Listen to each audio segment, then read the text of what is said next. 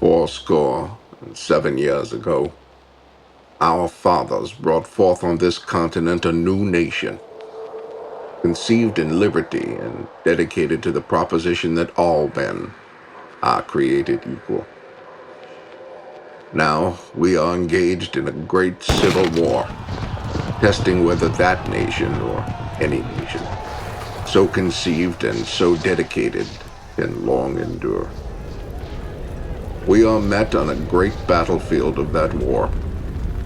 We have come to dedicate a portion of that field as a final resting place for those who here gave their lives that that nation might live. It is altogether fitting and proper that we should do this. But in a larger sense, we cannot dedicate, we cannot consecrate, we cannot hallow this ground.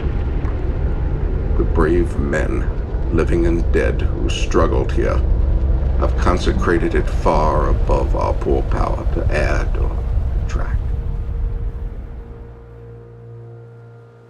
The world will little note, nor long remember what we say here, but it can never forget what they did here.